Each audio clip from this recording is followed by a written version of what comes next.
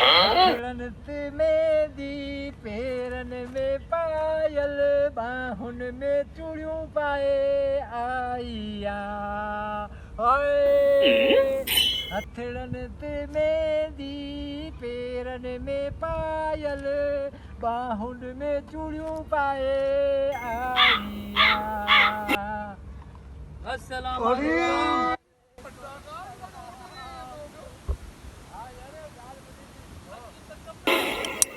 खुशी आया शादी कहा है तो अरे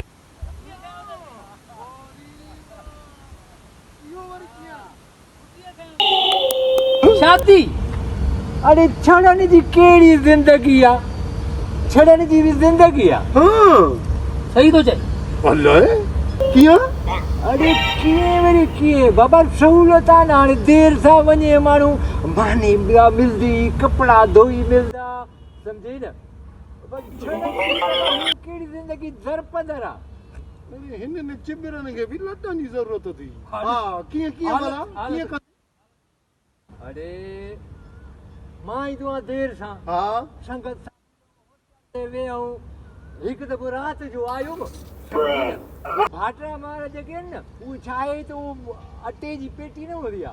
उने में माने रखी जाता अटे जी पेटी में टीन में दूंगा टीन टीन हां सही सही बुद्धे हां वो मानी जो रखियो न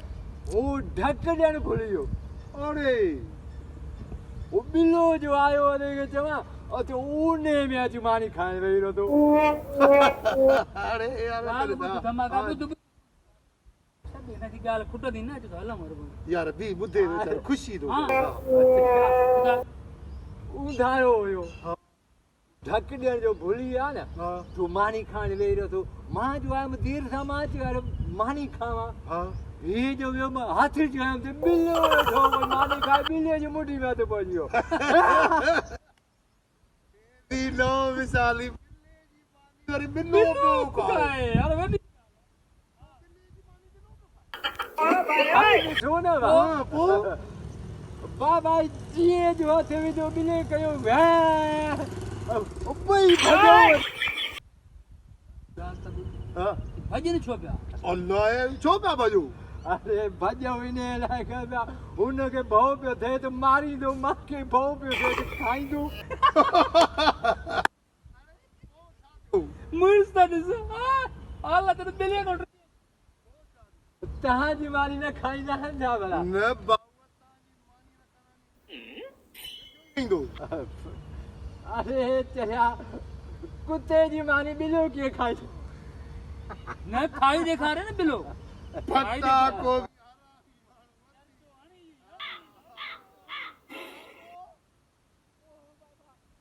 भज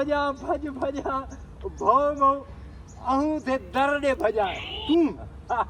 पो बिल्लो भड़को ने जा गजे विच होई है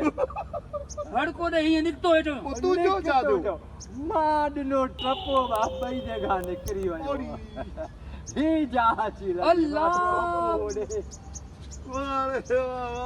मना लिंग ठरी आई सपा ठरी जो मुठफा बाबा मारे छड़े ऐसा बिल्लो यार वडी तादी करे हो यार धमाका गाल बुध बिल्ले के सलाम आए हां सलाम नंढो बिल्लो वडे बिल्ले जी मानी